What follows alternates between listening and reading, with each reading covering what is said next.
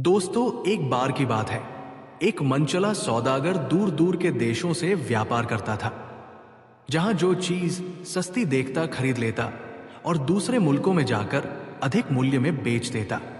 एक बार उसे खबर मिली कि तेहरान में चंदन बहुत महंगा बिकता है। अतएव उसने अपनी सारी संपत्ति का चंदन खरीद लिया और उसे बेचने के लिए तेहरान की ओर रवाना हुआ। जब वो सौदागर तेहरान के समीप पहुंचा तो वहां के एक चंदन के व्यापारी ने उस सौदागर के आने का हाल सुना।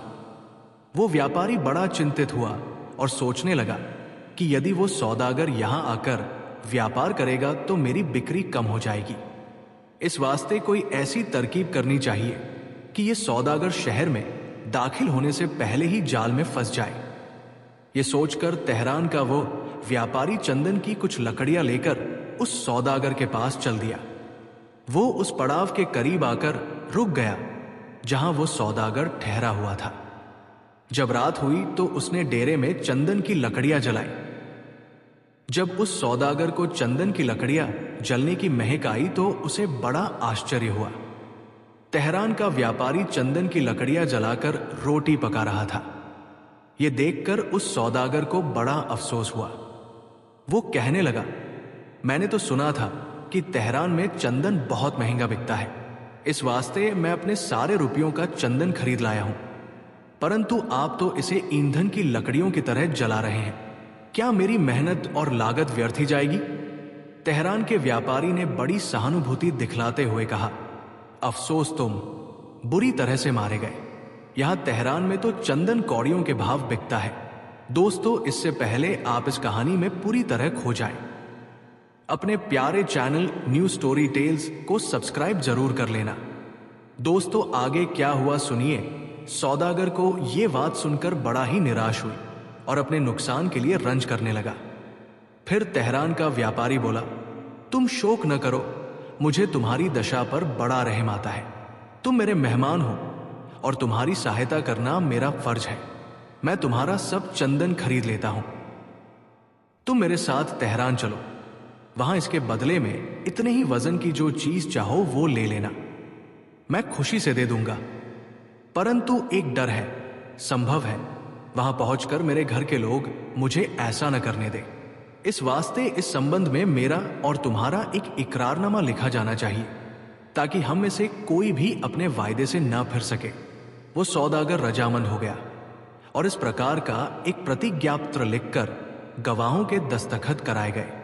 इसके बाद वे दोनों व्यापारी तेहरान आए। सौदागर एक सराय में जाकर ठहर गया। उस सराय का मालिक एक प्रतिष्ठित भटियारा था। बातचीत में उस सौदागर ने चंदन का भाव मालूम किया। भटियारे ने उत्तर दिया कि चंदन तो यहां हीरे से भी महंगा बिकता है। यह सुनकर उस सौदागर को बड़ा दुख हुआ। वो सोचने लगा कि यहां के व्यापारी ने उसे ठगने के लिए यह षड्यंत्र रचा है, परंतु अब हो ही क्या सकता था। सौदागर मन मसोस कर रह गया। दूसरे दिन वो अपना मन बहलाने के लिए नगर की सैर को निकला तो एक जगह देखा कि कुछ लोग शतरंज खेल रहे हैं। उसने उनसे कहा कि मैं भी तुम्हारे साथ शतरंज खेलना चाहता हूं। उन्होंने उत्तर दिया कि हम तो एक शर्त पर खेलते हैं कि हारने वाला जीतने वाले की आज्ञा का पालन करे। जब आदमी के बुरे दिन आते हैं तो उसकी बुद्धि भी नष्ट हो जाती है। सौदागर इस बात पर राजी हो गया और जीतने वाले ने शर्त पूरी करने के लिए कहा। सौदागर ने कहा कि जो हुक्म आप देंगे जरूर पूरा करूंगा। जीतने वाले ने कहा कि मेरा हुक्म है कि तुम समुद्र का पानी पी जाओ। यह बात सुनकर सौदागर को बड़ा क्रोध आया। वो कहने लगा, ऐसी असंभव बात को कौन पूरा कर सकता है? इस बात को लेकर दोनों में झगड़ा होने लगा और वहां बहुत से लोग इकट्ठा हो गए। उस भीड़ में से एक काना आगे बढ़ा और कहने लगा कि वास्तव में यह सौदागर बड़ा ही धूर्त है। इसने मेरी एक आंख चुरा ली है। मेरी आंख ठीक ऐसी ही थी जैसी इस सौदागर की है। काना अपनी बात पूरी भी नहीं कह पाया था कि दूसरा आदमी आगे निकल आया। वो अपने हाथों में एक पत्थर लिए हुए था। वो लोगों से कहने लगा कि मेरे पास इस तरह के पत्थर का एक पाजामा था, वो इस आदमी ने चुरा लिया है। इस आदमी से मेरा पाजामा दिलवा दे। ये सुनकर लोगों ने सौदागर को पकड़ लिया और उससे पत्थर का पाजामा तथा काने की आंखें मांगने लगे। सौदागर ये चीजें कहां से देता? वो बेचारा भौंचक का सा रह गया और अपने दुर्भाग्य पर पछताने लगा। उस समय उसे कुछ भी नहीं सूझ पड़ता था। इतने में ही वो भटियारा, जिसकी सराय में वो सौदागर ठहरा हुआ था, उधर आ निकला। उसे सौदागर की इस दुर्दशा को देखकर बड़ा दुख हुआ। सब हाल दरियाफ्त करके उसने लोगों से कहा कि तुम इसे मेरी जमानत पर छोड़ दो। जिस दिन और जिस अदालत में कहोगे मैं इसे पेश कर दूंगा। तेहरान में भटियारे की ईमानदारी की बड़ी शोहरत थी। लोग उसका विश्वास करते थे। उन्होंने ये बात मान ली और भटियारा सौदागर को साथ लेकर सराय में वापस आ गया। सौदागर ने उसको अपना पूरा किस्सा कह सुनाया। भटियारे ने कहा, यह शहर ठगों और बदमाशों से भरा हुआ है और तुम उनके जाल में बुरी तरह फंस गए हो, परंतु मैं तुम्हें एक उपाय बताता हूं। संभव है उससे तुम्हारा छुटकारा हो जाए। बात यह है कि इस शहर में जितने भी ठग और बदमाश हैं, उन सब का एक उस्ताद है जो आंखों से अंधा है। ये सब लोग शाम को उसके पास जाकर अपनी अपनी करतूत सुनाया करते हैं और वो अंधा उनकी बातें सुनकर ठगई की तरह तरह की तरकीबें बताया करता है। जिस प्रकार भी हो सके तुम भी आज रात को ठगों का वेश बनाकर उस अंधे उस्ताद के पास पहुंच जाना। जिन लोगों ने तुम्हें फंसाया है वे भी जरूर पहुंचेंगे। ठगों का उस्ताद जो परामर्श इन लोगों को दे उसे ध्यानपूर्वक सुनते रहना। मेरा ख्याल है कि तुम्हारे फायदे की बात जरूर निकल आएगी। तदनुसार वो नवयुवक सौदागर ठग का रूप बनाकर बदमाशों के अड्डे पर जा पहुंचा और एक कोने में छिपकर बैठ गया। थोड़ी देर में वे ठग भी वहां पहुंचे। सबसे पहले चंदन वाले व्यापारी ने अपना किस्सा सुनाया।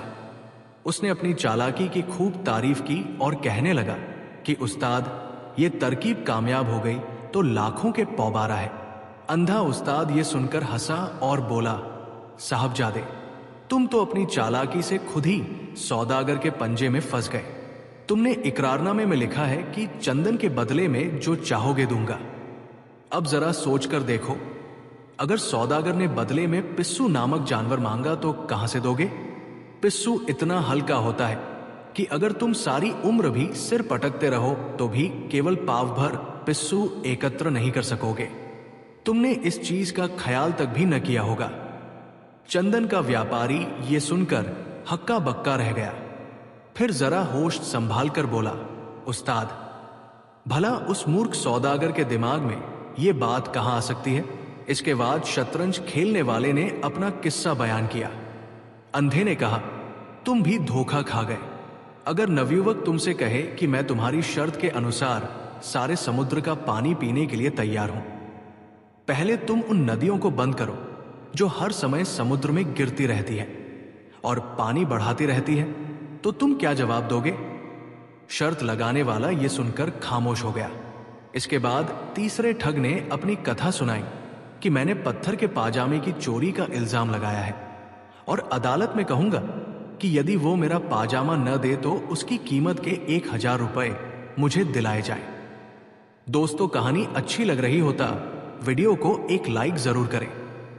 फिर अंधे उस्ताद ने कहा कि तुमने बड़ी गलती की। मान लो कि वो सौदागर तुमसे ये कहे कि मैं पत्थर का पाजामा सीने को तैयार हूं, पहले तुम पत्थर का धागा लाओ, तो तुम क्या जवाब दोगे? अंधे उस्ताद की ये बात सुनकर उस ठग को बड़ी निराशा हुई। सबसे आखिर में उस काने ने अपनी मक्कारी का किस्सा सुनाया, जिसने उस सौदागर पर अपनी एक आंख चुराने का इल्जाम लगाया था। अंधे उस्ताद ने कहा, तुम बड़ी भारी मुसीबत में फंस गए।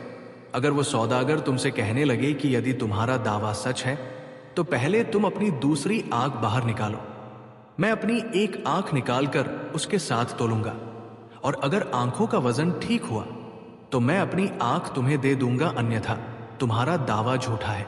काने ने यह बात सुनी तो होश उड़ गए। वो सोचने लगा कि कहीं इस झगड़े में मेरी दूसरी आंख भी न जाती रहे। इसके बाद सब बदमाश मशविरा करने लगे और फिर सोच समझ कर बोले, उस्ताद, वो सौदागर बिल्कुल मूर्ख है। ऐसी बुद्धिमानी के सवाल करने की उसमें समझ कहाँ है। हम उस पर दावे जरूर करेंगे। आगे जो ईश्वर की मर्जी होगी होगा वैसा ही। अंधे उस्ताद ने कहा, तुम्हारे बयानों में जो कमजोरियां हैं वे मैंने तुमको अच्छी तरह बता दी है। अब तुम्हें अधिकार है जो चाहो सो करो। भोला सौदागर सब बातें सुनता रहा और फिर सराय में लौट आया। नियत तिथि पर भटियारा सौदागर को साथ लेकर अदालत में हाजिर हुआ। काजी ने सबसे पहले चंदन के व्यापारी का मामला पेश किया और सौदागर से दरियाफ्त किया कि तुम इसके बारे में क्या कहना चाहते हो। सौदागर ने कहा कि मैं अपने वायदे के अनुसार चंदन देने के लिए तैयार हूं, परंतु इसके बदले में इसी वजन का पिस्सू नामक जानवर मुझे दिलाया जाए। काजी ने तेहरान के सौदागर की ओर देखकर कहा कि यह सौदागर बेईमान नहीं है, यह प्रतिज्ञापत्र के अनुसार माल देने के लिए तैयार है। अब तुम अपने वायदे के अनुसार चंदन के बराबर पिस्सू तोल दो। जितना चंदन उसके पास है सब तुम्हें दिलवा दिया जाएगा। तेहरान के व्यापारी ने यह बात सुनी तो उसके होश उड़ गए। अंधे उस्ताद ने जो बात कही थी वही सामने आई। उसने काजी से गिड़गिड़ाकर कहा कि मैं अपने दावे को वापस लेता हूं। नवयुवक सौदागर जिस कीमत पर चाहे अपने चंदन को बेच सकता है। काजी ने कहा कि तुमने अपनी प्रतिज्ञा का पालन नहीं किया और इस भोले सौदागर को मुफ्त में ही तंग किया, इसलिए तुम पर 2000 रुपए जुर्माना किया जाता है, जिसमें से आधी रकम सौदागर को दी जाएगी। तेहरान का व्यापारी बहुत रोया गिड़गिड़ाया, परंतु न्यायप्रिय काजी ने उसकी एक न सुनी और जुर्माने के रुपए वसूल करके उनमें से 1000 रुपए सौदागर को दिलवा दिए। अब दूसरे आदमी की पेशी हुई। वो डरता कांपता सामने आया। उसने पत्थर के कुर्ते और पाजामे की चोरी का इल्जाम सौदागर पर लगाया। उस भोले सौदागर ने काजी से कहा, हजूर, ये आदमी बिल्कुल झूठ बोलता है। मैंने इसका कुर्ता और पाजामा कुछ नहीं चुराया। मेरी राय में तो पत्थर का पाजामा और कुर्ता बन ही नहीं सकता, और अगर बन सकते हैं तो ये मुझे पत्थर का धागा ये चीजें सिलवाने के लिए दिला दे। काजी ने उस आदमी से पत्थर का धागा लाने को कहा, परंतु पत्थर का धागा कहां से आता? वो आदमी कुछ भी जवाब न दे सका और काजी के भय से थरथर कांपने लगा। काजी मुंसिफ तो था ही, परंतु स्वभाव से भी बड़ा कठोर था। उसे इस आदमी की धोखेबाजी मालूम हुई तो बड़ा क्रोध आया। उसने हुक्म दिया कि इस बदमाश को हवालात में बंद करके 20 कोड़े लगवाओ। सिपाही उसे पकड़कर जेलखाने में ले गए। अब की बार काना खड़ा हुआ और अपनी आंख की चोरी का दावा पेश किया। भोले सौदागर ने कहा, अन्नदाता, ये भी मेरे ऊपर झूठा इल्जाम लगाता है। श्रीमान खुद सोचकर देखें कि भला कहीं आंख भी चुराई जा सकती है, और अगर इसका दावा सच्चा ही है तो मैं आंख देने के लिए तैयार हूं। पहले ये अपनी दूसरी आंख निकालकर सामने रखे, फिर मैं अपनी आंख निकालकर इसकी आंख के साथ तोलूंगा। अगर दोनों आंखों का वजन एक ही हुआ तो मैं वो बड़ी खुशी से दे सकता हूं, वरना इसे झूठ बोलने का उचित दंड दिया जाए। काजी ने काने की आंख निकालने का हुक्म दिया। यह हुक्म सुनकर काने के होश उड़ गए। दूसरे की आंख के लालच में अपनी आंख भी चली। वो काजी के पैर पकड़कर रोने लगा और माफी मांगने लगा। काजी ने सिपाहियों से कहा कि इसके भी 20 कोड़े लगाओ, और अगर आगे से ये कोई हरकत करे तो आजन कैद में रखा जाए। सबसे आखिर में शर्त लगाने वाला खड़ा हुआ और सौदागर से अपनी शर्त पूरी करने के लिए कहा। सौदागर ने काजी से कहा, सरकार, ये आदमी भी ठगों की मंडली में से एक है। इसने धोखा देकर मुझसे ऐसी कठिन शर्त करा ली है, परंतु मैं इस असंभव शर्त को भी पूरा करने के लिए तैयार हूं। पहले आप इससे उन समस्त नदियों का पानी रुकवा दें जो समुद्र में गिरती रहती है। यदि ये पानी बराबर उसी तरह समुद्र में गिरता रहा तो मैं क्यों कर पी सकूंगा? काजी ने उससे कहा कि सौदागर ठीक कहता है, तुम पहले नदियों का पानी रोको, बाद में सौदागर से पानी पीने के लिए कहा जाएगा। उसने ये सुना तो पसीना आ गया और आंखें मिचकर काजी की अदालत में लेट गया। काजी ने यह देखा तो उसे बड़ा क्रोध आया। उसने सिपाहियों को आज्ञा दी कि इसकी मुश्कें बांध लो और इसकी पीठ पर कोड़े लगाओ। कोड़ों का नाम सुनकर उसने आंखें खोल दी और रोना पीटना शुरू किया। वो बार बार अपने कान पकड़ता था और कहता था कि आइंदा कभी किसी के साथ धोखा न करूंगा। परंतु काजी अपने हुक्म पर अटल था। सिपाही उसको बांधकर जेल में ले जाने लगे। सौदागर एक अत्यंत उच्च कुल का सज्जन था। उसे बड़ी ही दया आई। वो काजी से कहने लगा, हुजूर, इन लोगों को जो कुछ मेरे साथ करना था वह तो कर चुके। इन लोगों की करनी इनके साथ है, परंतु मुझे इस प्रकार की शिक्षा मिली है कि शत्रुओं के अपराधों को भी क्षमा कर देना चाहिए। इसलिए मेरी आपसे प्रार्थना है कि आप इनके कसूरों को माफ कर दें।